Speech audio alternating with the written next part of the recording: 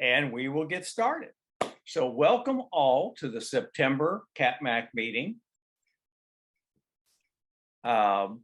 First of all, do we have any, other than Craig, do we have any visitors with us this evening? Speak up if you're here.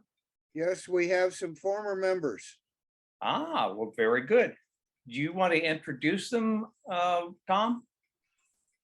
No, Rick can introduce himself. Yeah, hi, I'm Rick Briscoe. I'm afraid I've fallen out of touch with the group during all the COVID. And I'm a real noob at Zoom, so please forgive me if I make a mess of it.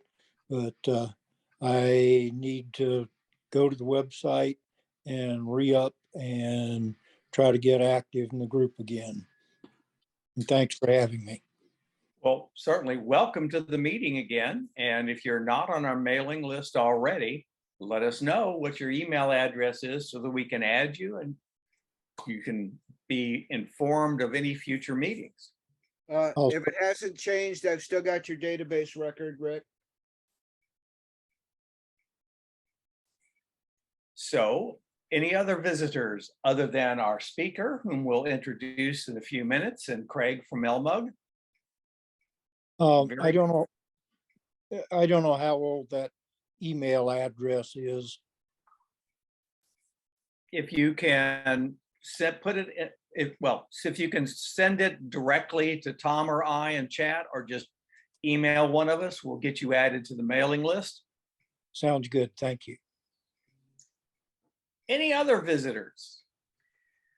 All right. I would like to say first, I'm Sharon Werner, and I went to so many of Tom Weaver's SIGs. I just missed you guys, but it seemed like I got sidetracked, and then I moved a couple hours away a couple years ago. And it's interesting, last year I was motivated to rejoin because I thought, you guys know a lot of stuff, and even though my computer was old, I thought I could learn something. Well, my computer crashed last month, and so that it got straightened away, but I got some really good advice thanks to Tom and Robert. So I'm glad to be back, and it's paying off. We're glad to have you back. Thank you. Anyone else? All right, let me start my screen sharing again, and we'll be off. So pretty much the same is true here on this slide as we've seen before. We're slowly going up in members, mostly at this point through honorary members because they were speakers. There's a number of ways you can keep track of what we're doing at CapMac, and there's a long list of them here. So what are we going to do tonight? We'll have a little business up front. Nancy wants to share some tips about messages. Nathan is going to talk about the CheatSheet app, and then we're going to have our feature speaker, Jack Hollingsworth, who's going to tell us all about how to take good photos with our iPhones. If you've been with us for very long, this will be Jack's second presentation to us. He spoke to us several years ago when we were meeting at Divines. Yes, Divines, over there in front of where Fry's used to be. So it was a good program then, and I expect to hear a lot of good advice on how to use my iPhone to take photos tonight. Before we get there though, a little bit of housekeeping, I guess. Our board, there we go, our motley group. Same board we've been having for a while. Board meetings are held the first Wednesday of every month in the afternoon. If you're interested in attending, let us know. We have a number of folks that have appointed positions for various odds and ends for CapMac, and these are those who are working in those capacities. We've been able to record our meetings on Zoom for about the last little over 2 years. So there's quite an archive, thanks to Robert, out in our YouTube channel. So if you want to go back and see a past meeting or to zero in on a part of a program, thanks to Robert and Bill, there's an index that lets you zero into the part of the video for a certain segment of the video or the meeting. So take advantage of that, and certainly be free to share that information with others who are interested in the Mac or other Apple products. As we've done in the last half hour or so, there's been a few questions come up.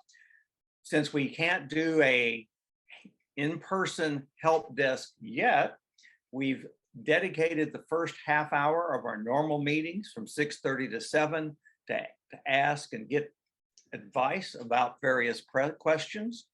If you have a question that comes up, if you email me at president@capmac.org or go on the Slack channel and post your question, I'll be sure that the help desk team gets that information and their answer will get back to you. As we've been doing for a while now, we do a monthly CapMac Coffee with CapMac meeting in the middle of the afternoon. The next one is scheduled for Thursday, the 29th at 11:30. As always, we don't have a program per se, and it won't be recorded. We just get on and chat about whatever happens to come up amongst us. We generally have around 12 to 14 folks, so if you can join us at that time of the day, please do so. The other thing we need to talk about is our annual election. October will be the time when we get nominations for the 2023 officers. Voting will be held in November, and then the new officers will be installed at the December meeting. If you are interested in running for a position, let the board know. Now, a few slides of things I thought were of interest I wanted to share with you. This is one, and if you look at it, it looks at smartphone market share, and Apple is the kind of lime green column here, second from the left. So you can see that they've been very consistently increasing in market share over the years. Likewise, this I thought was interesting because it showed lifespan of laptops by brand. And other than MSI, Apple has the reputation of having the longest lived laptops. Certainly I can attest to that because I'm using a 2010 MacBook Pro. So it just keeps on working, even though it's way back software-wise. Follow that up a little bit about worldwide computer or PC sales, and grouped into that is Apple. Apple is the kind of a purplish column to the left of the blue column. Kind of gives you an idea. It's not huge, but it is steady and seems to have grown over the last year a little bit. Apple is an important brand. And certainly this chart shows that by far Apple considers it to be, or people consider Apple to be the most valuable brand in electronics right now. Of course, their prices sort of reflect that, as we all know, but yet they are very popular. In terms of headphones, and we see Apple is substantially ahead of the competition. Always good to have them at the front of the pack. Tablets, again, Apple is the overwhelming leader in that capacity. I think almost all of us have an iPad, or at least one iPad. And lastly, smartphone shipments, kind of looking at 2020, second quarter 2021 versus 2022. Again, very strong shipments for the iPhone. So that really says that, or all of these say that Apple is doing very well business-wise, and hopefully we'll continue to see innovative and new products coming out for many years ahead.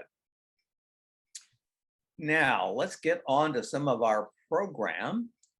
And before I start on with Nancy and with some tips, do you have a tip? We're always looking for our members to share things with us. Is it an app that you think is just outstanding you want to share with us? Is there a security tip you want to share?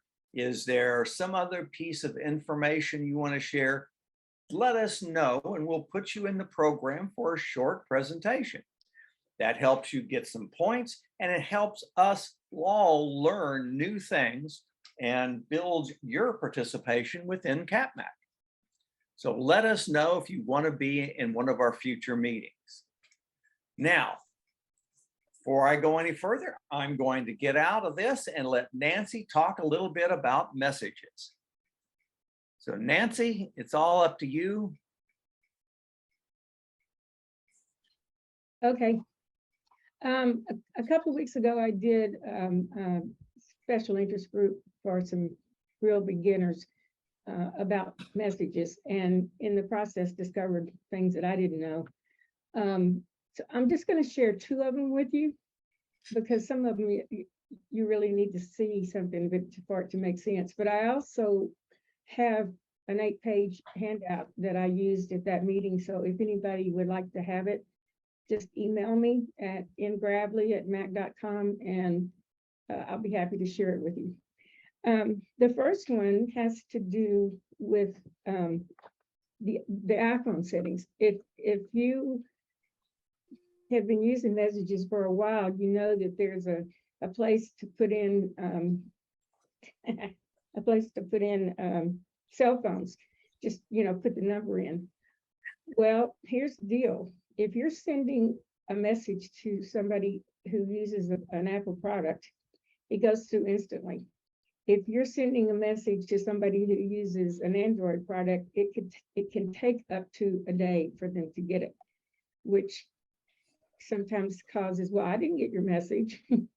So it's real easy to mark that people have an iPhone if you know for sure they do. So you click on where it says mobile, and then you keep clicking on that little minus sign and 5 or 6 down, and it says iPhone. And if you put your friend's phone number there instead of in mobile, then the system's going to know that you're sending it to somebody with an iPhone, which I think is really cool. Okay, the other one is, let me find it. Of course, I do realize that there have been some changes to messages with iOS 16, but these are basic things, and I don't imagine that they're going to change because they're just basic things on how to use the system. Give me a second. Where'd I put it? Oh, blocking message from spammers. I don't know if this has happened to the rest of you, but all of a sudden I'm getting all kinds of spam in my messages app, and it's just absolutely annoying. But you can block those. And the way you do it is, and this only works on the last version of iOS and the new version of iOS. So if you have an older version of iOS, you can't do this. But you click on the message that you got from the spammer, and then you tap on the name or the phone number that's up at the top.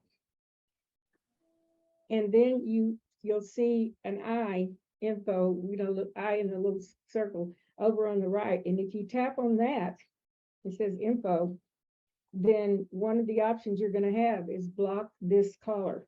And at least for that phone number that they're sending you messages from, they'll go away. So I love that myself. But those are my tips. And if anybody wants the handout, just ask. I'm happy to share it. That's it, John. What was your email? I'm sorry, what? What's your email again? Ngravely, Gravley @mac.com. Nancy, Yes. if you'll send me the handout, I'll make it a PDF and put it on the link on the website. I'm sorry, I forgot to do that. I will. Okay. It'll be underneath the video when it's posted. John, while you're talking about tips, this holiday season, we're going to be giving out some tips on apps, suggested apps, and some other surprises.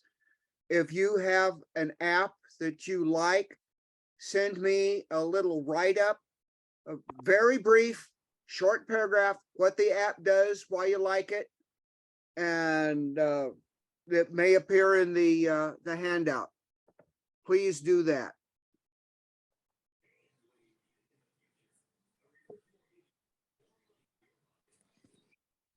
Thank you, Tom. Okay, Nathan, do you want to take it from here? Sure. Can everyone hear me? Yes. Yes. All right, very good. Let me go ahead and share my screen. Now, what I'm going to talk about today is an app called CheatSheet. Last month, John Purvis talked about how you can create your own keyboard shortcuts by going into system preferences and keyboard and adding those your own keyboard shortcuts. But for any app, there's this app called CheatSheet where if you hold down Command,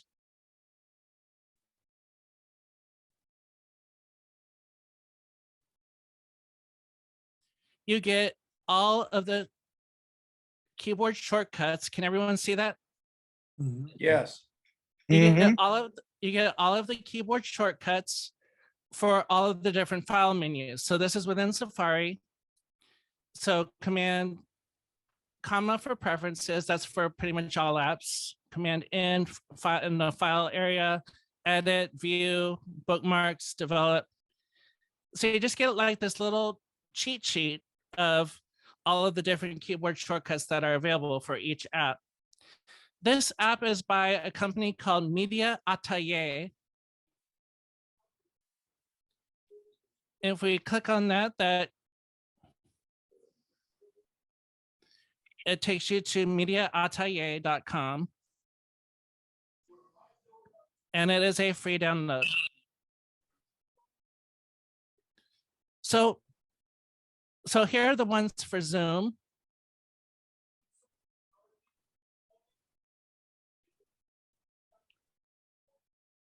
And then for each app, there are different keyboard shortcuts. Now, on the iPad, this is already built in if you have an external keyboard. So let me share my iPad screen.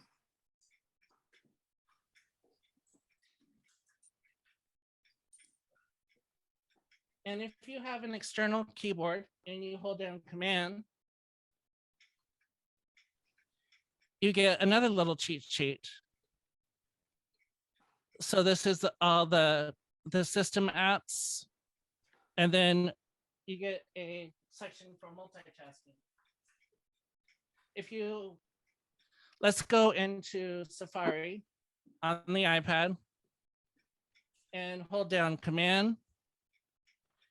And you get all of the different views from file, then edit.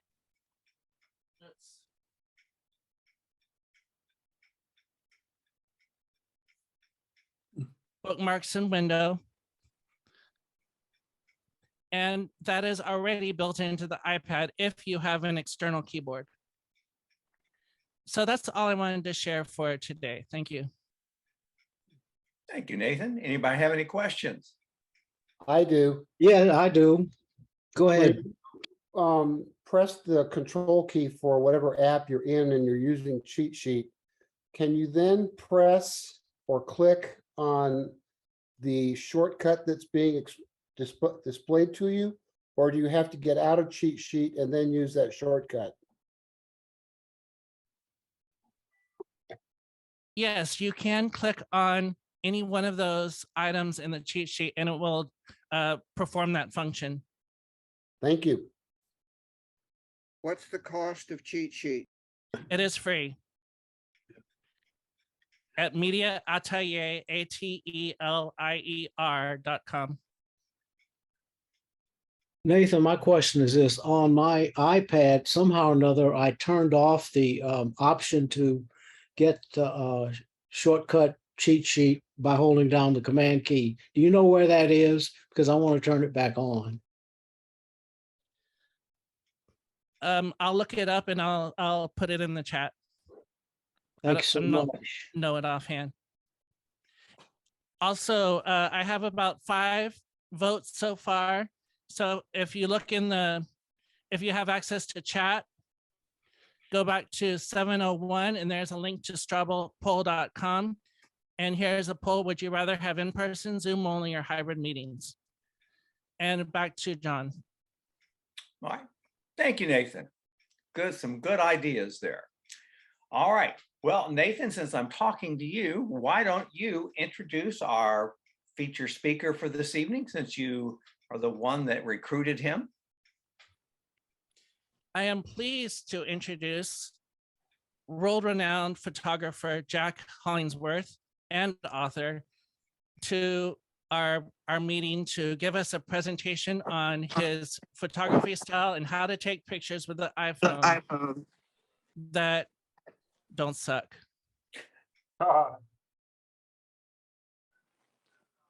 Please welcome Jack Hollingsworth. Thank you, Nathan. Thanks so much, guys, for having me. The presentation that I'm going to show you, I just gave a couple months ago in London at a mobile journalism convention. It was really well received. It was about 45 minutes. I've done it countless times. It was a toss-up between doing the 1-hour class that I do at Precision monthly, or this PowerPoint, which has tons of my imagery and inspiration. I went with the keynote. So I sent Nathan also, so you don't have to take notes. I sent him a monster PDF or link to a PDF, which you can kind of download at your convenience. I wouldn't do it now because it takes forever to download, but all the pertinent information will be in that PDF, and will save you the angst of having to take notes. Let me get right to it. Let's go to my PowerPoint. Sure.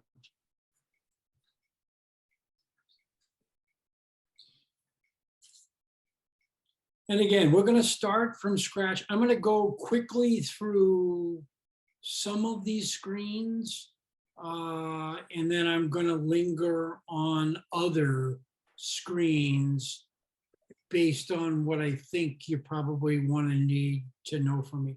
And if you have questions after the fact, I'll hang out. Happy to answer questions. And of course, Nathan has my contact information that you can contact me anytime. I do teach an iPhone workshop at Precision monthly at the North Store and the South Store. So that might be kind of a version 2 of this presentation, which is more loaded with inspiration and motivational content.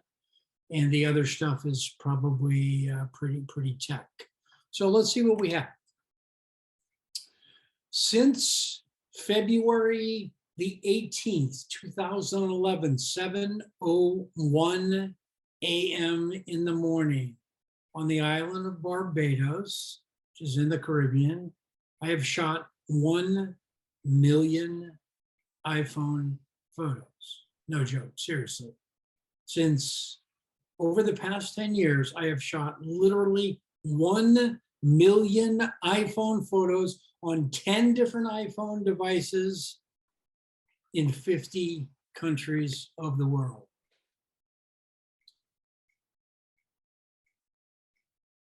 And everything you see in this presentation, in this PowerPoint, was shot on an iPhone.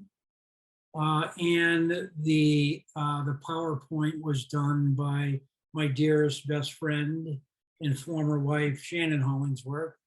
And she does PowerPoints for a living for a a very well-known tech company.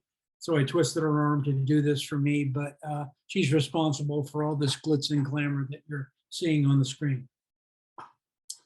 So what does 1 million look like? Well, it comes out to this. If the consumers shoot 224 pictures per year on their phone, underscore that. To the right, consumers shoot 224 photos per year with their iPhone. Over the past 10 years, I have shot 274 images on my iPhone per day for the last 10 years, 365, 24/7. And by the way, I am an exclusive iPhone photographer. I have pretty much given up my big cameras. I sold them. I've shot every camera known to man, large format, DSLR, mirrorless, you name it, field cameras, 4x5, 8x10 Polaroids, blah, blah, blah, blah, blah. And right now I find myself with 7 different iPhones, and I exclusively shoot with an iPhone. So I am discriminating. I am discerning in what I do. And this is photography by the numbers. My shoot to share ratio is 100%. In other words, I don't throw anything away ever, ever. I keep everything that I shoot.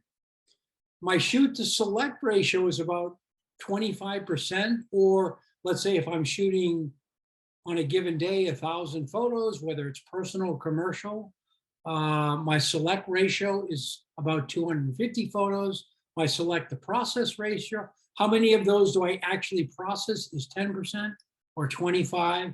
And then my process to share is about 50% or 12 to 13 photos. So yeah, I shoot a lot of stuff, but surprisingly, I don't share a lot of stuff, just like the behavior that I shared in my big camera days. So I consider myself discerning and discriminating. What's the lesson? Shoot way more than you share. I am the art of war.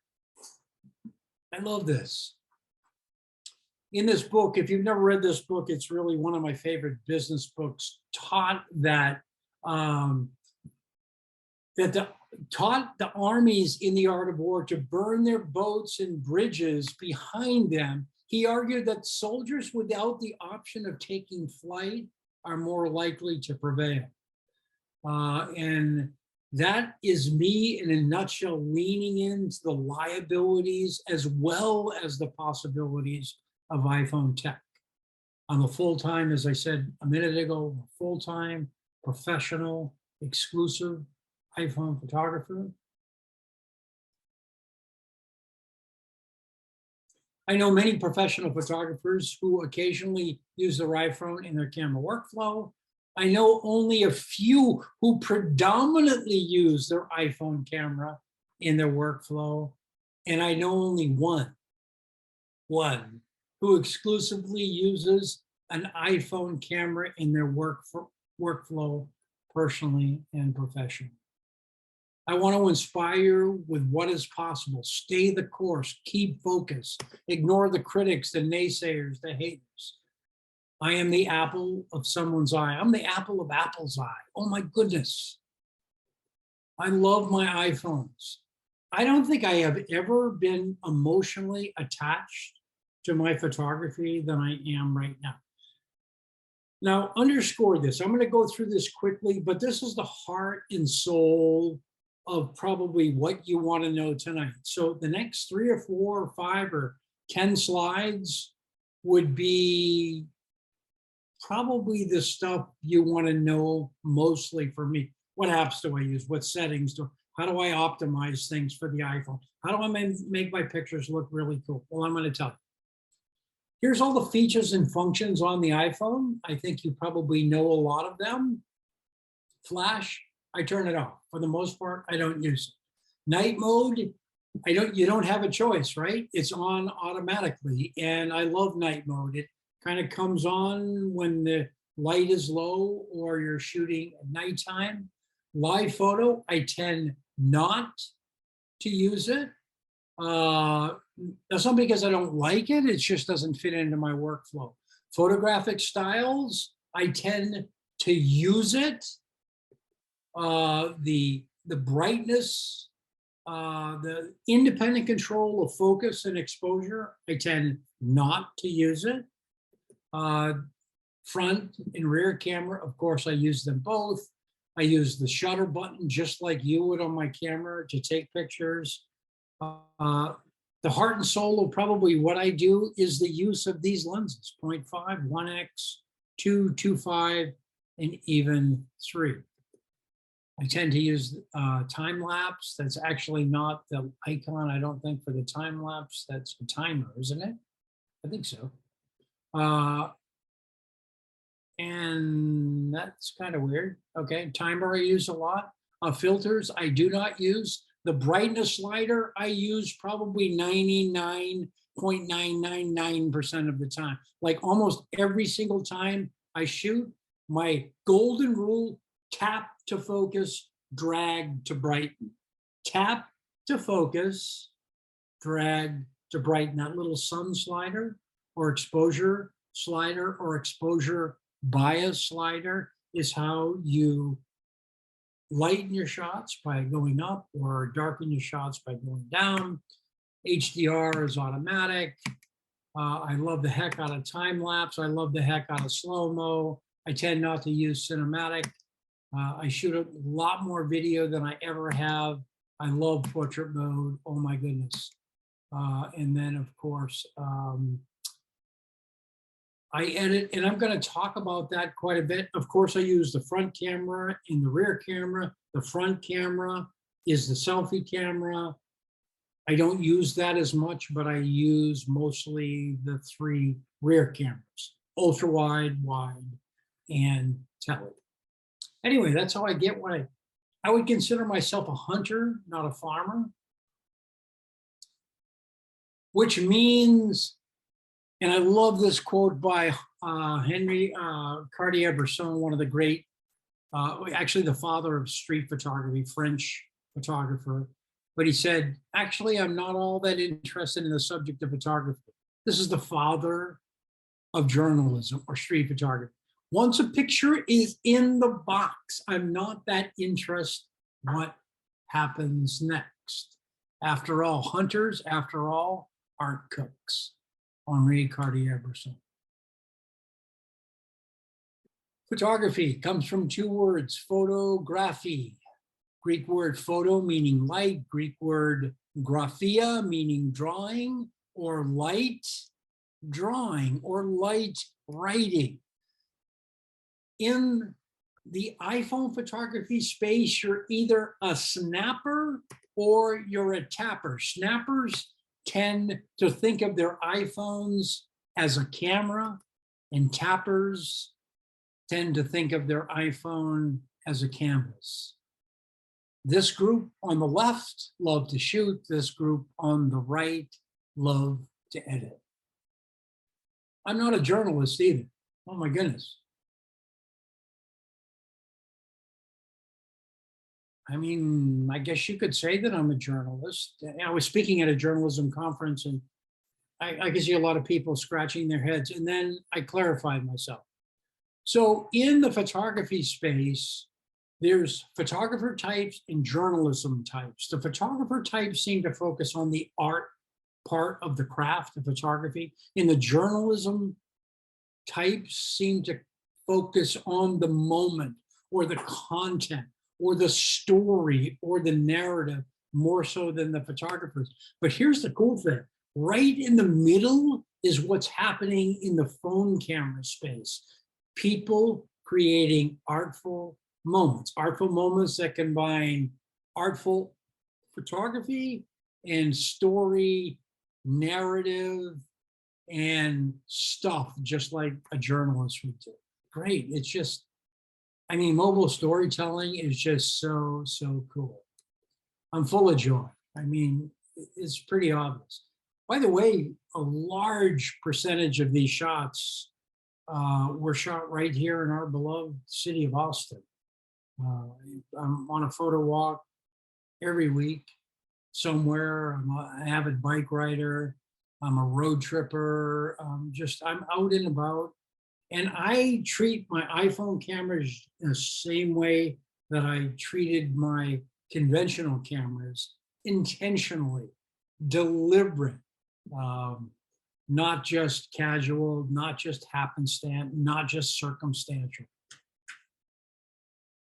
I never realized until I wrote my first book, The Joy of iPhone Photography, that really what I was mostly enamored was the unadulterated, nonstop joy I found in taking pictures.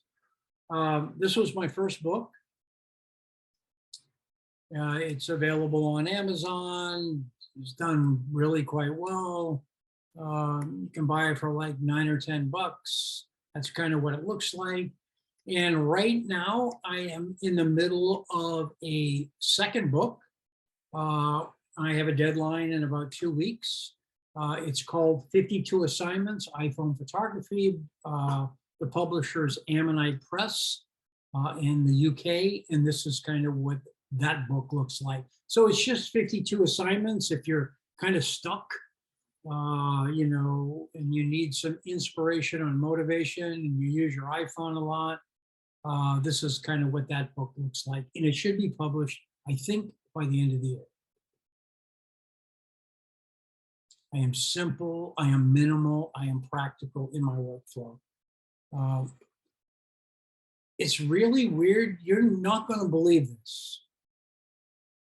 But for 99% of the images that you are seeing in this presentation, I used only two apps. Two apps, the native camera app and the native photos app. That's to dispel the myth that apps take pictures. Apps don't take pictures. Photographers take pictures.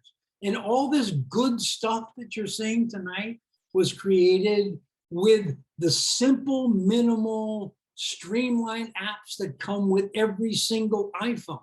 The camera app for shooting, the photos app for editing. I'm a storyteller, photographer, kind of just like you are. I am North Light. There are many things you need to know about light, but none as important as the direction of light. A couple things about light. I mean, there's tons of stuff you need to know about light. If you look at my light, it's characterized by three things: light, design, color.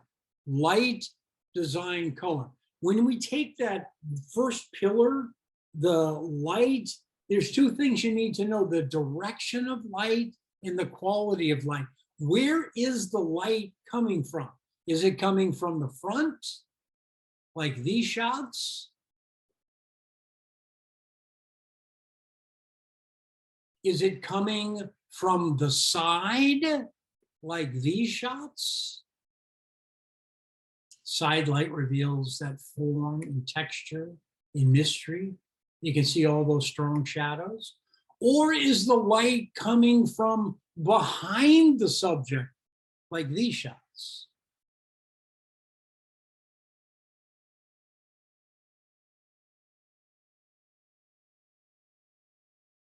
Light makes photography. Embrace it, admire it, love it, but above all, know light. Know it for all you are worth, and you will know the key to photography. You know who said that? The great George Eastman from the Kodak company. I am autobiographical. This is so weird, but I shoot with my emotions on my sleeve. I shoot from the heart because I am connecting with my journey in life. My pictures are an extension of that journey, my autobiographical journey. I remember a few months back listening to a podcast by one of my favorite artists, James Taylor, and he introduced the podcast and said, "Hello, my name is James Taylor. I'm an autobiographer." And I went, what? You're a what? Wait a minute, I thought you were a lyricist, a musician, a performer, an entertainer. But then as I thought about it, I thought, oh my goodness, that's what I am. James Taylor uses music to connect to himself, to experience life. That's the same thing that I do in photography.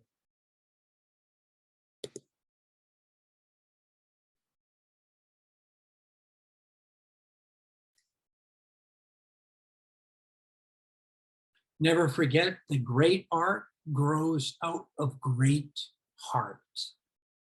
I'm a portraiturist. I'm a trained professional commercial portraiturist. I was a portraiturist long before I picked up my iPhone 10 years ago. I've been doing this for 45, almost 48 years now. And really nothing has stopped. I'm still doing commercial portraits with my phone and being paid for them.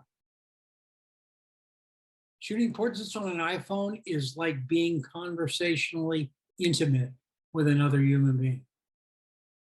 I tend to shoot portraits directly of people looking into the camera because I think that creates a powerful intimacy. I'm a lensman. I use 3 lenses religiously, not just a single lens. I use, well, what do we have now? iPhone Pro. This is kind of what I'm shooting right now. I'm about to buy the iPhone 14. We have the full frame fisheye. That's kind of weird. Okay. That's 180. Fisheye would be an attachment lens, but then there's the 1X, and then there's the other field of view.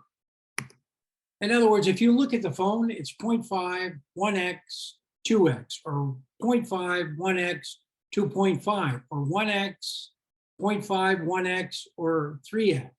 And now on the iPhone, of course, it has 0.5, 1X, 2X, and 3X. So, I mean, it's the heart of what I do. It's kind of like, having a phone is the equivalent of shooting with a 13 to 7.87mm optical zoom lens, because changing your focal length changes your story. And applicable.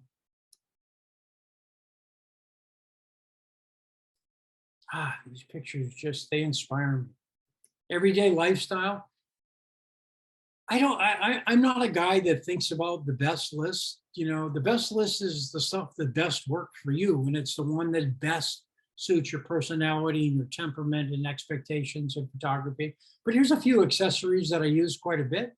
My Zinbo Bluetooth that I have on the keychain, my Moment MagSafe case, and then my drop-in case, which attaches to the Moment drop-in lens, which attaches to the case. And then I can use this Moment drop-in lens to attach my Moment iPhone lenses. I use multiple Anchor power banks, the Apple EarPods with lightning connectors, certified lightning cables. My weekend accessories would kind of look like this. I use this cool shutter grip, the Anchor LED flash, the Octopad, the Moment lenses, the Manfrotto Pixie Mini, and then this metal tripod adapter. Production accessories, now we're kind of talking about YouTube, online courses, and all that kind of stuff. I use a DJI Osmo gimbal, a Ulanzi LED light, a small rig vlogging kit. All of these you can get at Precision Camera. A Foldio 3, which is a light tent for shooting product and e-commerce stuff. The Joby GorillaPod rig, and then the Moondog Lab filter mount, which I can attach to any one of my cases. Studio accessories, Nan lights, Ceramonic audio, Benro tripods, and Temba bags. For the majority of my everyday photography, like most typical consumers, I shoot naked. Naked, naked, naked. I don't use accessories. When you see me out and about, you think, oh, what is that dude doing? He looks just like a regular consumer. That's how I mostly look when I'm out and about with my iPhone. I look just exactly like you. I'm not tricked out with all that stuff. I use all that other stuff when I'm in production.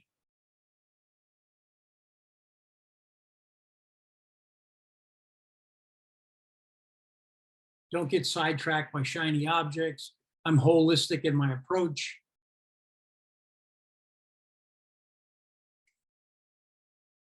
Every photograph you ever take with any device anywhere is some combination of these influences. Underscore this. This is so, so, so important.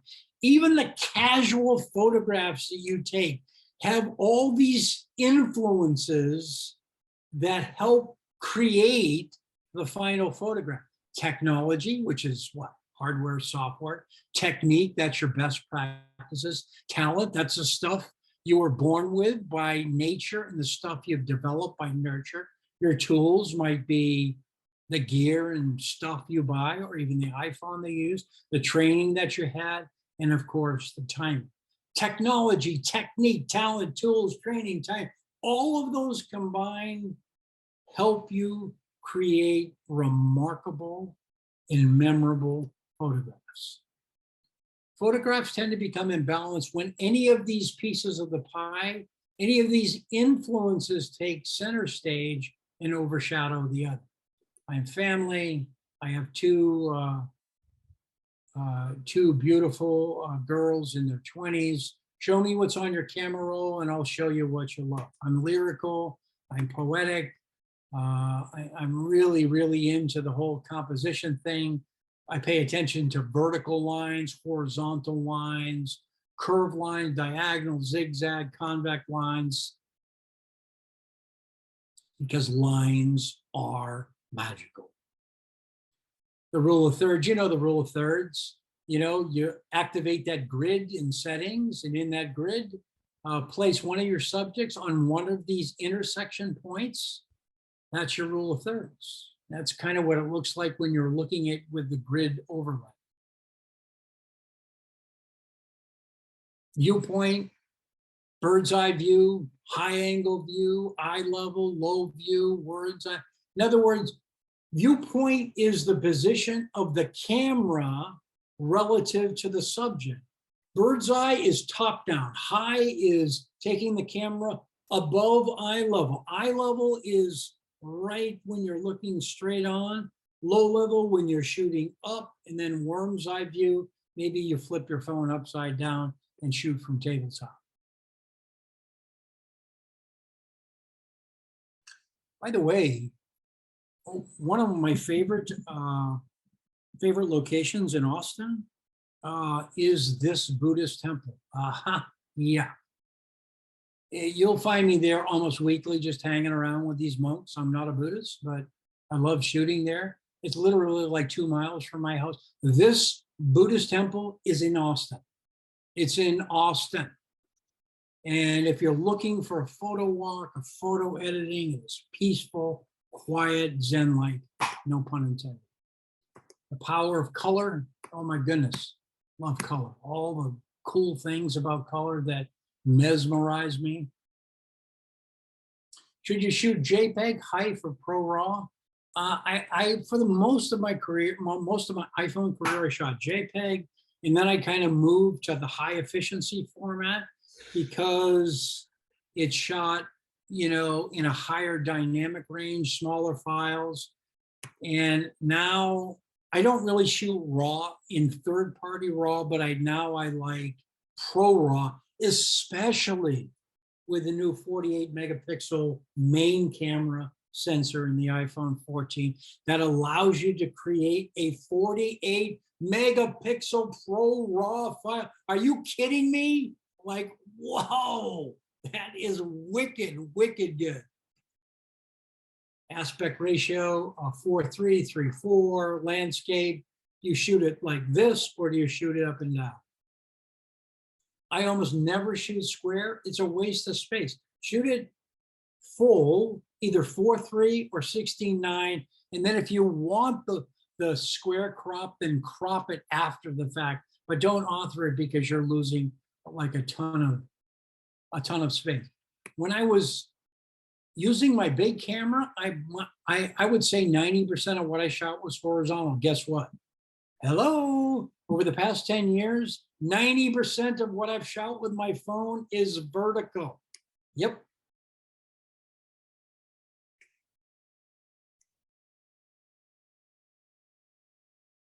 We're getting close to being done. I'm sure you have some questions. I am not lipstick on a pig. it really, I mean, honestly, I'm not trying to be rude, but no matter how much lipstick you put on a pig, guess what? At the end of the day, it's still a pig.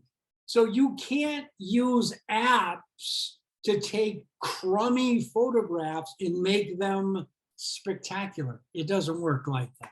Stick to the foundations and the fundamentals.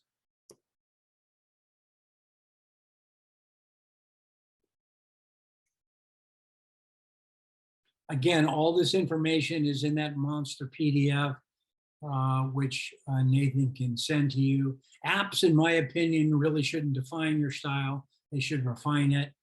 I'm not against apps. Here's just kind of some of the inner artist in me. This is an app called Waterlog that kind of, you know, takes your photographs and turns them into fine art. And when I'm feeling moody and sensitive and want to awaken the artist would be, this is one of the apps that I go to.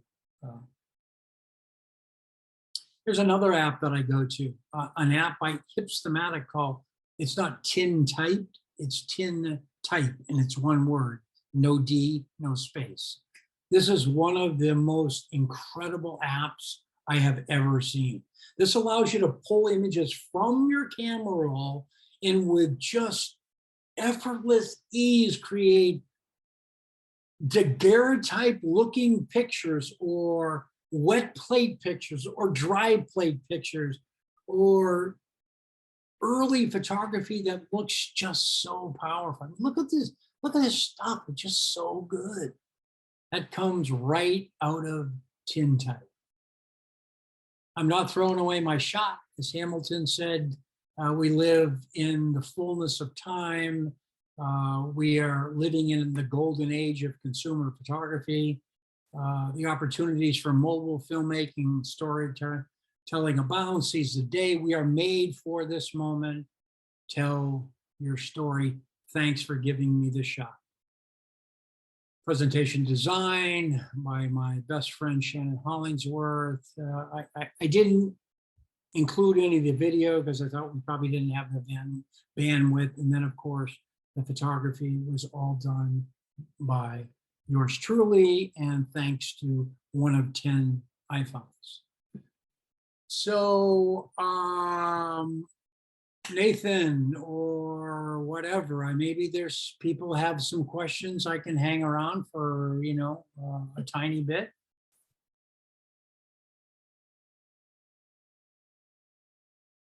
I have one, Jack. Yeah. Beautiful pictures. Thank you. I'm always just astonished when I see your photography. So this is really a very basic question. Let's say that my grandson is building something with Legos and he's very intent and I want to get that feeling in it. What I don't ever know is how far away to stand. I mean, that's a basic question, but how far away should you stand when you want to focus in on something like that? Yeah, that's really good. That's an excellent question and one that's asked quite a bit. I'd say generally speaking, if you're shooting with the wide lens, which is the main camera, the 1X, I think you want to be somewhere in the 1 to 2 arm lengths away, period. Okay. Anything further back than say 1 to 2 arm lengths is probably too far, whether you're shooting indoors or outdoors. In my portrait work, almost all of these portraits that you saw in this presentation, they were pretty much almost an arm's length away. I don't put my arm out like that when I'm shooting, but I know, yeah, that's okay. That's 2 feet, 3 feet. Yeah, so somewhere in there, but yeah, anything beyond an arm's length, there better be a reason for going that far back. And, you know, as Robert Capa, the journalist, said, if your photos aren't good enough, it's probably because you're not close enough. Yeah, thank you. That's a big help. Good. Jack, my high school journalism teacher, her rule of thumb was get as close as you feel comfortable and then take one step forward. So I think you're right. And you need to get into that zone to be able to get the shot. Absolutely. Your teacher was absolutely right on. I mean, there's a tendency, and it's true with me and my family, and I see it every single day with other mobile shooters. It's a little awkward to kind of get close and intimate with subject, but guess what? As you get intimate with the subject becomes intimate with you, and that's where remarkable and memorableness is born in photography. And by the way, I'm in line, even though I have like a whole ton of phones. I'm looking at them over here.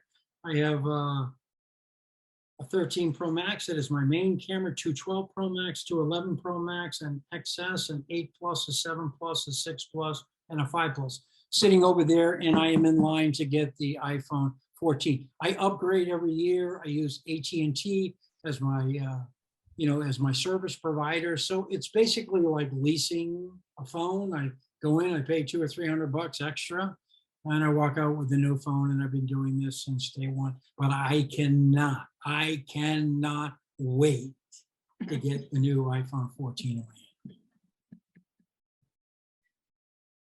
in. I actually have another question. If you want to take, I noticed that one of your pictures had just steps of a building, and another one you had just stop it, Violet.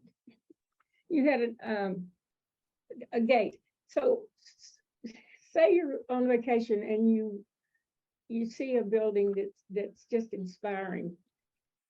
Do you want to focus on the whole building to give the idea of how big it is? Or do you always just do parts of the building?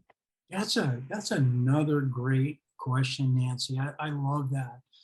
The way that I would do it, of course, what you were seeing is rarely, what I would, let's say that there was a gate or a set of steps. What you would be seeing if you were looking at my raw camera roll, you might be seeing 20, 25, 30 shots of all of it, like over 2 minutes, 3 minutes, 4 minutes, 5 minutes. And I would take the 0.5, the ultra wide shot. I'd take to show contact. I'd show the wide shot. I'd turn my camera, vertically. I'd shoot it horizontally. I'd zoom with my feet, not do the pinch zoom. I'd get close. I'd back away. And then at the end of the day, or over a glass of wine, or over a beer, then I'd pick up those, whatever, 10, 15, 20 shots, a single shot that I felt told my story about that shot. And that's the issue of kind of coverage. Make sure that you shoot lots of shots, because you hardly ever know, even after 48 years of photography, I never know what's going to work. Just shoot the damn thing and then pick the best one after the fact. Okay. I have a question. So you never know when you're going to be back at that location. So take more than you think you realize you need. Yes. Excellent. I have a question. Do you review your shots on the iPhone, or do you take them over to your computer so you've got something bigger to work with? Yeah, I should be careful how I answer this with this Mac group. I'm sure you guys are like hypersensitive. You'll be surprised to know that my workflow is right now almost 100% on my phone. Now, I didn't set out intentionally to do that. I'm a Mac guy completely. I'm talking to you on my MacBook.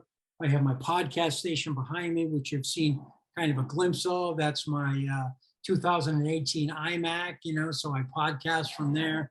I have, an iPad mini, an iPad Pro. But I tend, for some reason, the iPhones, the shooting and the editing just seem to work. Now, having said that, over the next year, I'm going to do a number of things. One, I can hardly wait for camera continuity so that I can use one of my iPhones as a webcam on my MacBook and get rid of this god-awful webcam that lives right now on the MacBook #1. So I'll use camera continuity, iPhone webcam on both my MacBook and my iMac to the right. I'm going to start editing more on the iPad mini that's got Apple Pencil support because my eyes are not as great as they used to be. And I think I'm going to probably try my luck with doing some more larger screen editing on the iPad 12 Pro, which is the big, 2 terabyte monster one. So no, right now, unfortunately, right or wrong, good or bad, all my workflow is on the phone. But if we have this conversation another year, I hope to bring my iPad mini, my MacBook, and my iMac, and my other Mac stuff into the picture. Fingers crossed. Are you going to get the iPhone Pro? Yeah. No, I am buying, or maybe I just bought today. I can't remember. Yeah, I'm buying the iPhone 14 Pro Max. I always get the largest Pro one. Max. Okay. Yeah, the Pro Max. Okay. If I was coming from anything, an iPhone 11 or less, an older phone, I would 100% upgrade. If I was coming from an iPhone right now, from an iPhone 12 or 13, unless you are really, really photographically or video geeky like I am, I probably would not upgrade. But if you are geeky like I am, then even an incremental change is good news. Okay, I have a question. Did I answer that? So yeah. Yes.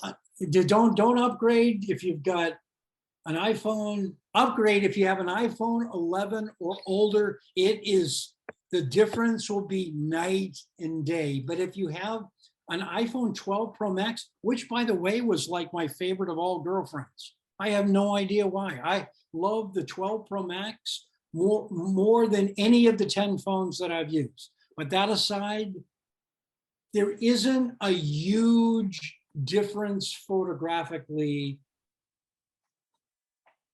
in the things that matter in photography in the 12 Pro Max and the 13 Pro Max. So, if you don't have money or you don't want to, spend the money, then I don't see it's probably necessary to upgrade to the 14 Pro Max. Thank you. I have a question for you.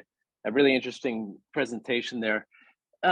Suppose you're shooting with the 1x lens, and now you want to zoom in, but maybe not as far as the 3x. So maybe you pinch. Does the phone know, like if I pinched enough to go past 3x, does it switch lenses automatically for us? No. How's that work? No, it just gets really shitty.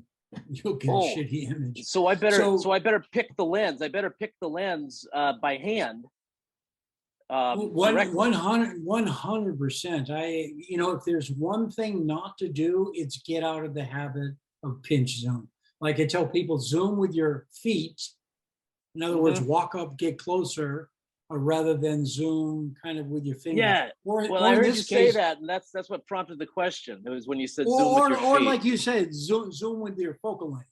0.5, 1x, 2x, 3x. The cool thing about the newer phone, like if you have your eye on the iPhone 14 Pro or the iPhone 14 Pro Max, the main camera is a 48, megapixel camera or a sensor. So that means it is automatically built in. You can get away with pinch zooming ×2, and you're going to get the full resolution. But apart from that, zoom with your feet, not your fingers, or just punch in the focal length. And by the way, for you that shoot video, talking about punching lenses, that is epic. If you shoot video, if you're shooting video, if you've never shot video on the iPhone, you can shoot video live and you you can punch the lenses as you're shooting. You can go from ultra wide to telephoto to 2X. It literally, and it saves you the hassle of editing. So it's pretty cool. Thanks very much. No, you're welcome. I have a question for you, Jack. You talked a little bit about lighting and the differences between backlighting, side lighting, front lighting. As you're looking at a subject, how do you choose which way to light it? Oh my goodness. I wish there was an easy question. I think that I've just been shooting so long. I'm just so channeled into the way that the light looks on a subject. Like this probably is not going to work for everyone, but in my workflow, since I shoot a volume of work, the first thing that I'm attracted to is the light. So I'm looking at the direction of light and the quality of light. Where's it coming from? And is it soft or hard? Once I'm past that influence or barrier or point of entry, then I'm looking at the color. What does the color look like? Is it a single color, multiple color? Are there, is it color fatigue? Is it isolated color? And then once I get past that, then I'm looking at the composition and design. So back to your question, how do I notice the light? I don't know. I mean, I think if I had my choice, I'm moving the camera around, then I would probably, my first choice would probably be front light, like all of us, because that provides a nice even illumination on the subject. And then I would go, if that doesn't quite work or too flat, I might turn my camera 90 degrees and go side light, because I want a shadow on one side and side light reveals texture. And then if I'm just feeling like crazy and front light or side light doesn't work, then I might completely turn around and shoot it backlight. But as well as I do, that comes with a whole bunch of other problems. Well, two other things. Thank you for that answer. And two other things based on what you've been talking about. You mentioned teaching a class. Can you give us more information about that class? I know you said where it is. Yeah, I can. There's three things. Three things that I'm actually really proud of, and thanks for asking that question. Every month, I teach a class at Precision Camera. I don't know what they charge for it. I think it's like $80 for 90 minutes, something like that. And it's kind of the technical version of the presentation that you have just seen. So just go to Precision Camera, look at the top menu bar, look at courses, you'll find my course there, number one. Number two, I have another course about the same price with a company called Moment Lenses. Those are the people that make attachment lenses. And that's a really crazy popular lens that's completely mediated of all my videos on location. And then I'm doing a second online course also for Moment Lenses that should come out by the end of the year, called The Heart and Soul of iPhone Photography. So Precision, number one, Moment Lenses, number two, Moment Lenses, number three. Well, thank you. And the last thing is, you mentioned your podcast setup. What are your podcasts? Yeah, the podcast, which I have not done a single damn episode, and I'm doing it with a podcast host, a good friend from San Francisco, Cielo. She is one of the most talented mobile videographers in the business today. She works for YouTube, and we're going to team up, and our podcast is going to be called Shot on iPhone. And we're basically going to interview a lot of people that use iPhone cameras. We're going to talk tech, design, all the stuff you saw in this presentation. Yeah, it'll show up in the podcast. It will be twice a month. We'll publish it in January. Will be our first two, and then if there's if we get traction, then it will be a weekly thing. But look for that. It will be called Shot on iPhone podcast. Thank you. You're welcome. Yeah, and I'm super excited about it. You know, the audience is actually pretty humongous. And did you, I know you guys are all Apple geeky, but oh my goodness, did you catch that little subtle phrase by one of the marketing people that he talked about last year alone, that iPhone users collectively on planet Earth shot 3 trillion photographs? I mean, what? 3? He just said it casually. Yeah, well, iPhone users last year shot 3 trillion photographs. Well, up as of 2017, I've been telling people, because that's what the analysts told me, that we as a planet Earth have been shooting 1.3 trillion photographs per year. Apple users are shooting 3 trillion photographs a year. I mean, it's like crazy space. So there's so much excitement about Apple and Mac and iPhones and iPads. Oh my goodness, Apple Watch, are you kidding me? I'm like, I thought Apple Watch stole the show the other day. I was like beside myself with joy. Can I ask you one more question about your pictures? What do you do with them? I mean, do you print them? Do you send them out to print? Do you view them on a screen? Or do they?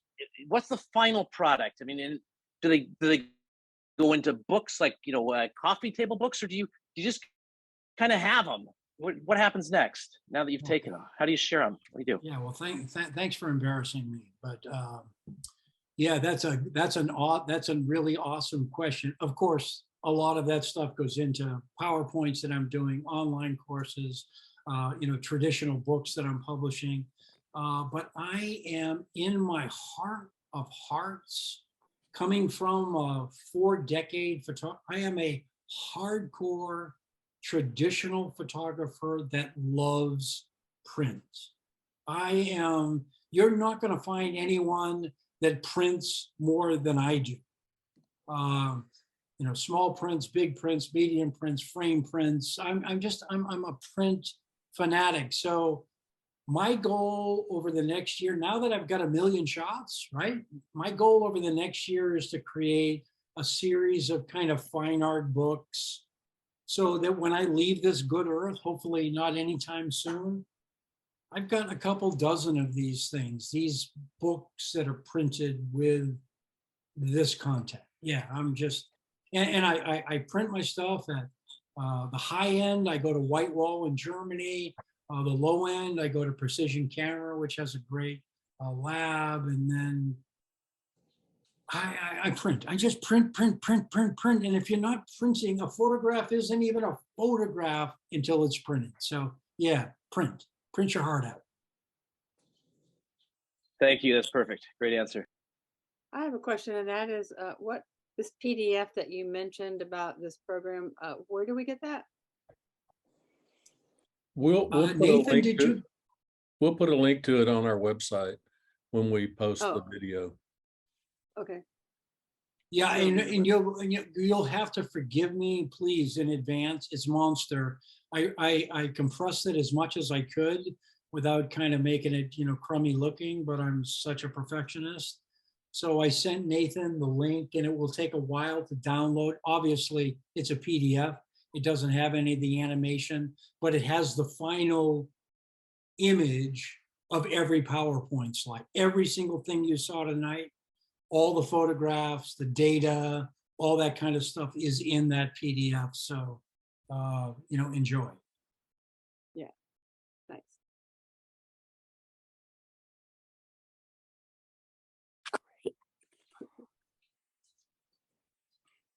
Well, thanks so much for having me, Nathan and the guys. It's a pleasure. I love Mac Group is really one of my favorite.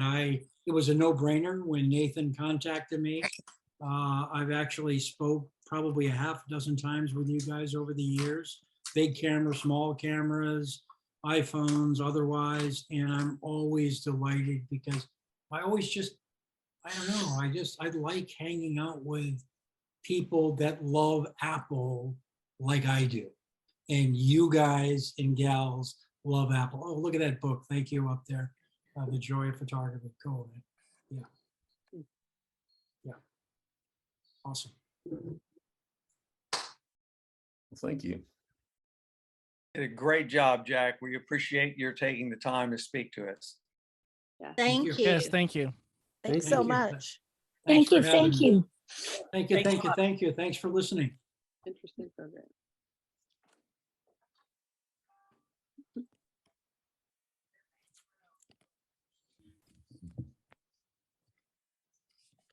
John, are you there? Yeah, I'm talking with myself muted. I do Is there that. anything else we bring up this evening? I've got a comment. Well, it sounds I think last year or sometime last year, I told the story about how I did a trade-in with my iPad. And you know what? I can't even remember the name of the company that I dealt with. It was one of those very traditional companies that was one of the first on the scene to have the buyback where you could sell your old devices to this company. And I always had success with them until last year. And then they sent me a message back saying that the iPad was damaged and that I could either accept, you know, $16 for it, or they could send it back to me. And I asked them to please double check because there wasn't anything wrong with it. And they double checked and wrote back and said, yep, same offer, $16, and we'll send it back to you. Well, they sent it back and it was good as new. It was perfect, just like it was when I sent it to them. And so what I did next with an iPhone was I used a company called Declutter, and it's DECLUTTR. And you talk about professional, first class all the way. And not only with buying back devices, but I mean, they are a big seller on eBay. And if there's anything wrong with a shipment that you get from them, boy, they'll fix it real quick, or they'll give you a refund faster than anybody else that I've done business with. So I would suggest that you check out Declutter if you want to trade in an old Apple device and buy a new one. thanks for sharing that. Anything else before we call it into tonight's meeting? I have a question about photographs on your iPhone. We saw that Jack takes a lot of photos, and Craig volunteered that he's pretty prolific also. But there's a finite amount of space in the memory on the iPhone. How do you take them off of the iPhone without losing them from other storage locations? Like, say, for example, you're paying for a terabyte on Apple's server or something like that. How do you take them off without losing them and starting with a fresh page to put new photographs on? One way to do that, the way I do it, is I put them on my Mac, and I just import them into the Photos app on my Mac, and that's my home base for all my photos. And if I upgrade to a new iPhone, I may keep a few of them on my phone, but I'll put a whole lot of them, probably most of them, into the Photos app on my Mac. And that way, when I do the upgrade on the phone, I don't have to wait all day for it to transfer all those photos. And it's not difficult to put certain photos back on your phone from your Mac if you decide you want to do that later. So the interface with iCloud won't trip you up then?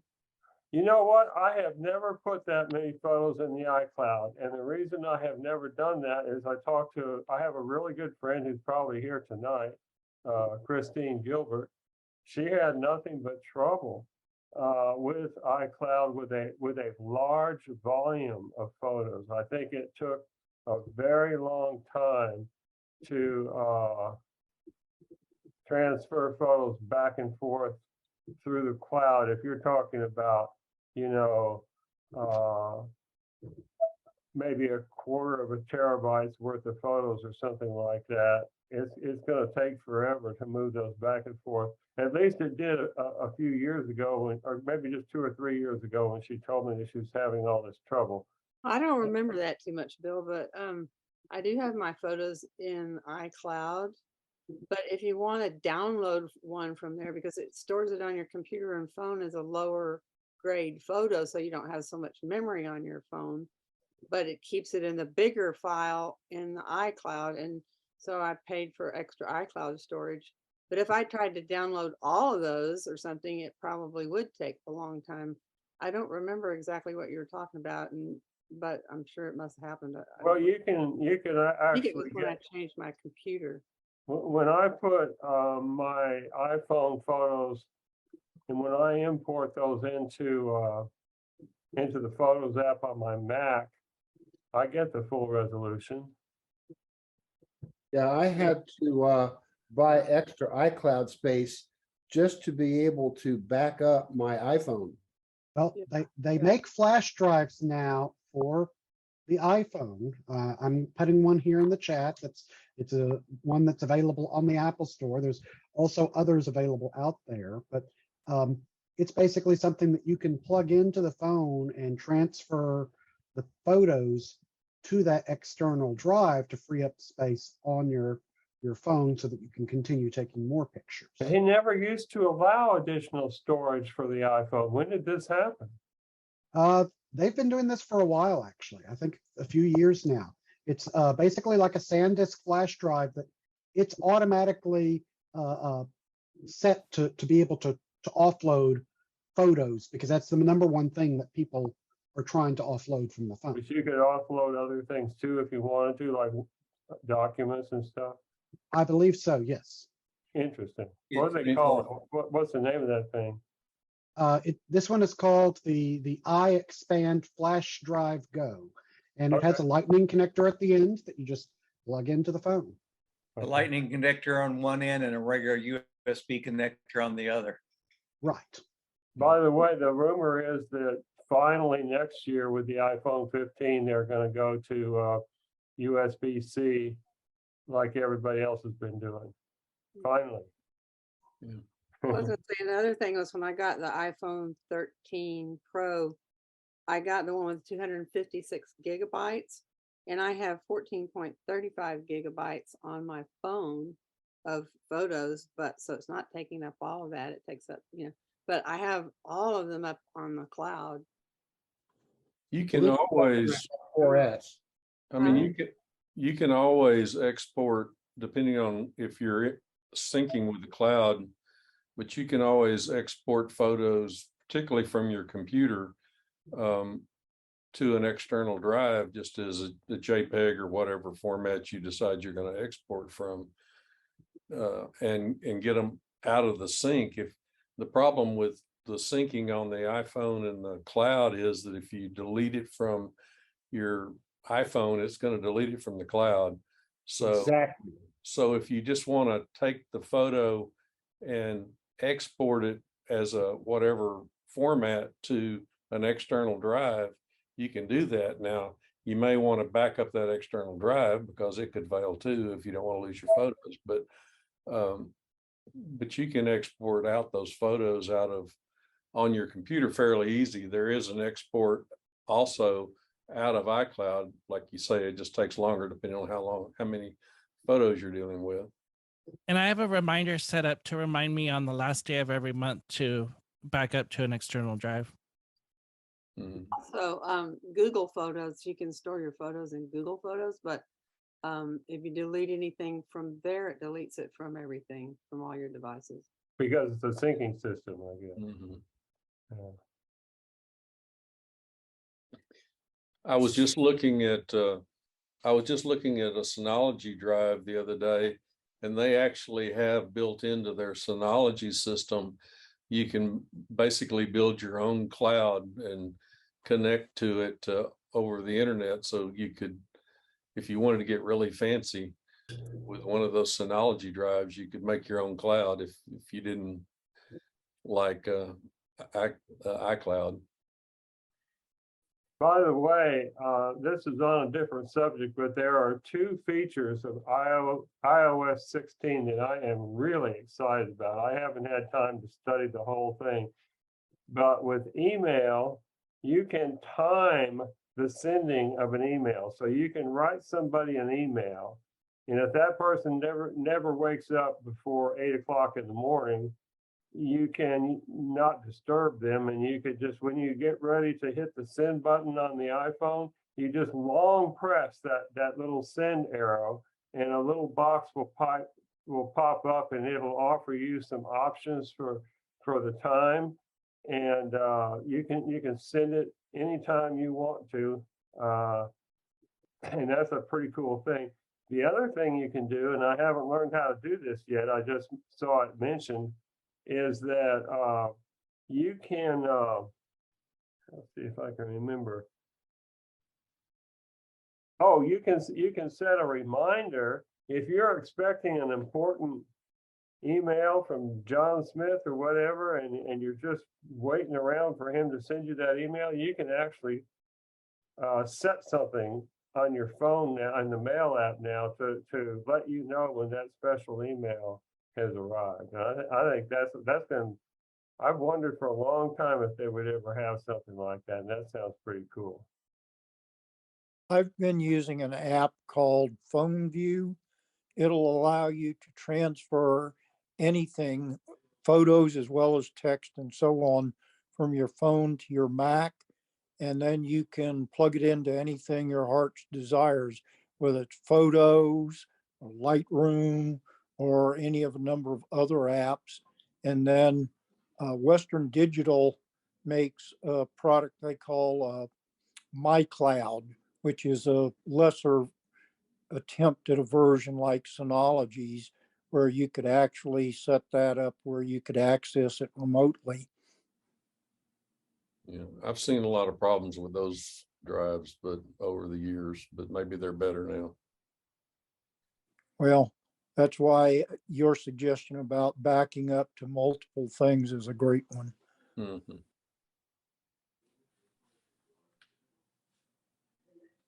Please give us a report on the Synology when you get it done. Yeah, I don't know when I'm going to do it, but it's real tempting.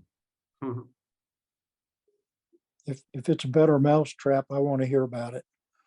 Yeah, I've thought about doing that too, Robert. I mean, having your own personal one that you can back up to when you're out on the road sounds great to me. Yeah, and it also has a setup to do over your network backups, time machine backups, or whatever kind of backup you want to do. It's got some interesting aspects to it. I think the one I was looking at, it was less than $300 for just the 2 drive box. That doesn't have any drives in it though, but it'll take up to 12 gig drives, so you could mirror 12 gig on it by putting 2 12s in it, and that's a lot of storage. Yeah. Yeah, the other thing I was going to tell everybody was last spring I got the Mac Studio, and I was working with a 2011 iMac that was just glacially slow, and I was so frustrated with the darn thing. But this Mac Studio, oh my God. And this is my first experience with a, what do you call the new drives now that are? The Apple Silicon. Yeah, well, the chip, yeah, but also the new replacement for the hard drives. What do they call that? SSD. The what? SSDs. SSD. Yeah, this is the first time that I've had an SSD. So you combine that with the M1 chip, and this sucker has 64 gigabytes of RAM on it. Mm-hmm. So it doesn't matter what I click on. I can click on an app that used to take a long time to load, like Microsoft Word or something like that. And as soon as I click on it, it's right there in front of my eyes. I mean, just like that. Everything is so lightning fast. And now I've gotten spoiled by it because I mean, if I try to launch the mail app, or if I try to open something, or I try to copy something, it doesn't matter what I do. It's just zip, zip, zip, zip, zip, zip, zip. Yeah. The one for me that I also got one with 64 gigs of RAM. The fact that Photoshop opened in less than 4 seconds is pretty remarkable. It's totally remarkable. And also when you have to reboot it, or if you have to shut it down and restart it because you've been gone for a while or whatever, it just comes right up. I mean, there's no waiting around for a progress bar to go across the screen. It just comes right up.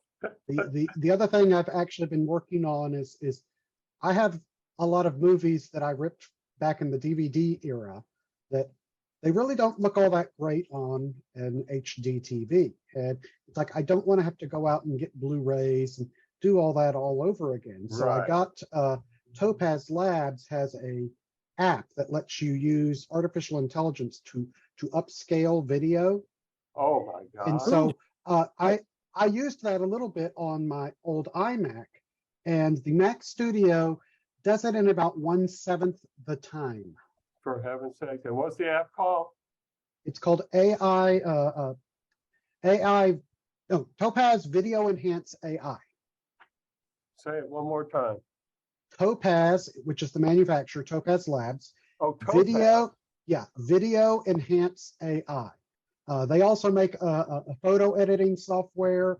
They also make an app where you can upscale your photos using AI intelligence so that you don't get all the blocky pixelation, that it does it much more smoothly. And it can actually even improve the facial features. I mean, I've used it on a few photos that are at this point now over 100 years old, and it preserves a lot of the detail and actually makes the faces clearer to see.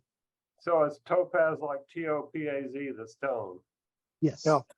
They also have amazing, because I know that you can. I have a cousin in Poughkeepsie, New York, who has done some enlarging of photographs. You can there's fractal technology now, and this was back in 2016, where you could take an ordinary photograph and turn it into something as big as the side of a barn if you wanted to, and it's got perfect clarity to it. It uses fractal technology. So what you're talking about is probably a variation of that same kind of thing. Well, I mean, like I said, this one is using artificial intelligence to know that, oh, well, this is a human face, or oh, this is a hand. Does it do enlarging also, or just? Oh yeah, that's what I'm saying. That's what the photo one is called gigapixel AI, and that's what it's used for. Is it's just a program for increasing the size of the photo. So if you say the title of that one more time. It's called Gigapixel. Oh, Gigapixel. Yes. And they also have a pretty interesting noise reduction app. Yes.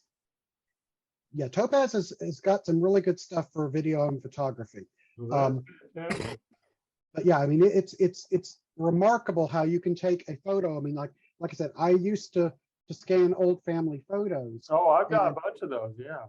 And I didn't have a scanner back in the day that could do a very good job of it when I went to like Arkansas to visit relatives 20-something years ago. Well, I can now take those photos and upscale them to have the number of pixels to do the editing, to do photo retouching, get rid of the scratches without it destroying the detail in the photo. Well, that's amazing. That sounds good. I'm sure glad to know about that. And they're very reasonably priced.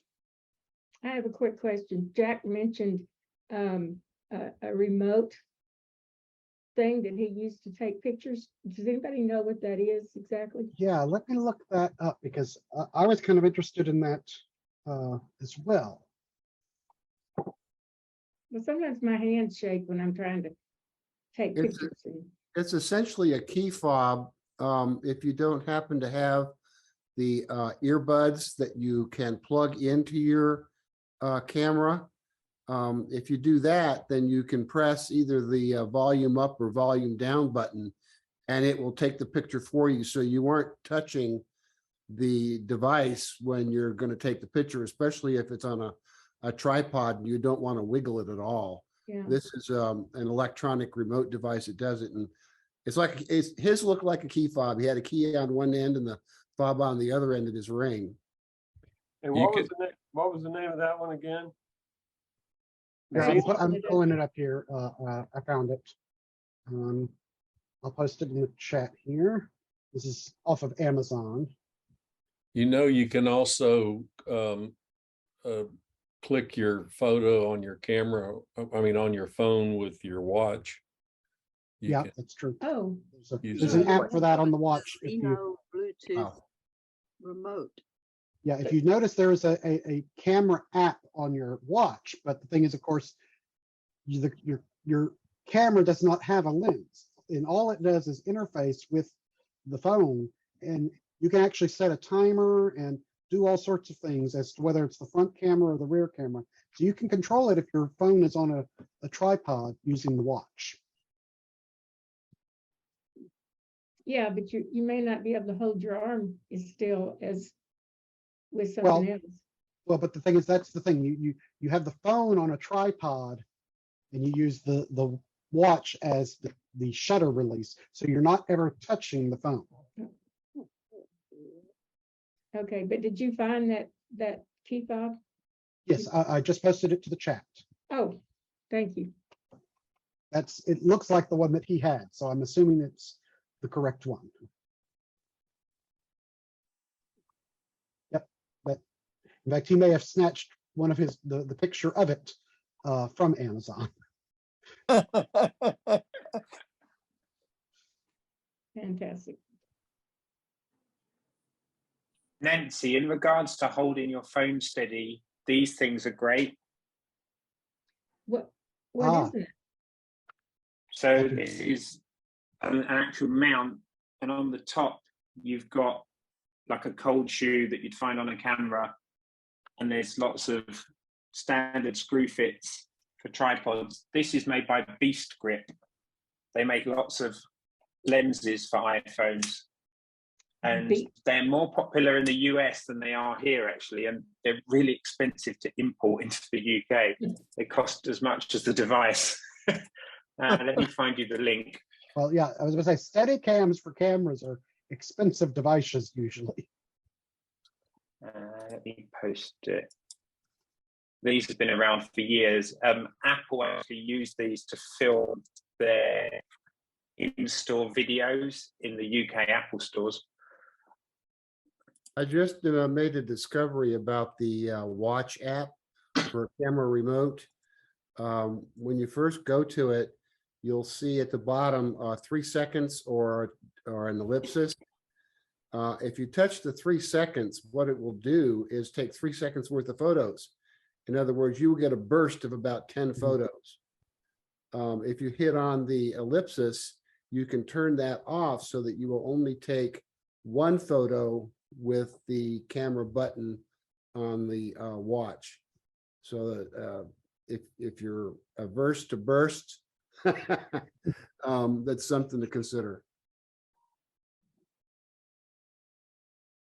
I found the exact remote that he was using. It's called, I guess it's pronounced Zenvo. It's XENVO Bluetooth remote. I posted the link there to Amazon, and it is, let me find it right quick and I'll tell you what the price is. It's real inexpensive. It's $18.95. As a matter of fact, they say it's on sale. It's originally $25, and now they're selling it for $18.99.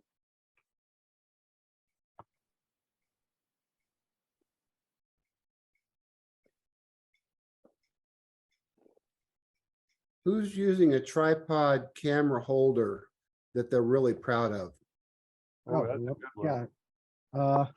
I forget what the name of mine is. I use a glyph and I really like it. GLIF. Is that the holder or holder and tripod? It's a holder only. Now mine, But it's from a group called Studio Neat. Mine is designed to fit because I have a big digital camera, So I use like it's called an arc Swiss mount kind. That it's something meant for DSLRs that you can very quickly lock a camera on. Well, this has the same sort of mount for the iPhone holder, and it's wonderful because it folds flat and fits in your case very easily. Oh, is that the one that's hinged and will open up like 90 degrees? Well, I've already got Yes. that, but it won't hold the camera. Well, It won't hold the phone. It won't hold the phone. then you probably don't have a big enough one, because I've got, oh no, you don't put the phone in the grip. You put this little mount thing on the phone, and then that goes into the grip. I Oh, would let be me very interested in that, Craig. let me try to find it. I'm trying to remember the name of it, and actually I know what I can do. I can look in my past history of orders on Amazon, because I know that that's where I ordered it. Because the Swiss Arc mount system is universal in photography, as you know. Exactly. Nancy, when I was first starting out taking photos, I found that if I went ahead and just looked through my camera to see what I was going to take, and then back up a little bit and hold my camera a little bit further away, it would balance better, and then I could see the button to push, and then it wouldn't shake as much. Thanks. You're welcome.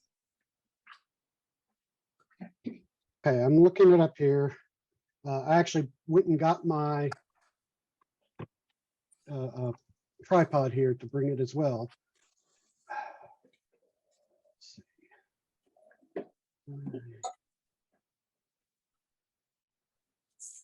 Ah, here it is. Okay. I'm copying the link and posting it. And let me turn on my camera again so I can show you. So it's this little attachment here. This is the Arca Swiss bracket, the tripod head. And like I said, it just slides right in, and you turn the screw and it locks down, not going to move. And you put your camera in the bracket, and you obviously don't want to over tighten it, but it has two little rubber pads to make sure you don't over tighten too much. And it just holds the camera in place. Cool. And it works wonderfully. And when you're ready to leave and want to make it compact, you take it off the head and it just completely folds flat. And what's the name of that one? This one is called it's a Sunway Photo. And like I said, I just posted the link into the chat. Oh, okay. That you can find it. It's the same model. Yeah, that's the same one. And it's a wonderful little thing. I've taken it on a few trips already. And so it's great when you're just wanting to take some nice iPhone shots rather than having to lug around the big DSLR. How does that relate to the glyph that you mentioned? That was my pick. This is the glyph. Oh, okay. Thank you, Nathan. Show me again. I'm sorry, I had it in the background. Okay, yeah, same sort of concept. Yeah, and then it has a clip that keeps it from moving, but it can adjust for different size phones. So you can switch between landscape and photograph? No, it only works in landscape, but it has two different, it has a tripod mount here and a tripod mount on the bottom. Okay, thank you. Nathan, will that stand alone if you don't have a tripod? No, it has to be mounted on a tripod. Okay. Yeah, you see mine, it will be able to sit on a desk holding the phone out. So. But Craig, your tripod is huge. Well, no, but I'm saying you can also, you can put it on just about any tripod if it has an Arca Swiss mount type, but it also will sit down because it has these little feet right here. So you can sit it on a desk and it will stand up just fine. Okay, cool. So it's actually a great thing if you have a desk and that's all you want to use is that it can stand on its own. Did you get it from Autorama or B&H or what? No, I got it from Amazon. Okay. And got it, let's see. It says I purchased $15. it 2 years ago. Yeah, and it's really nicely made. It's metal, so it's not going to break. It's not some cheapy plastic thing. And you can actually tighten things down. It's got I've never had to, but it's got the Allen wrench size. I mean, you have to have the Allen wrenches to do it, but it's a standard Allen wrench to use to tighten it if it gets too loose.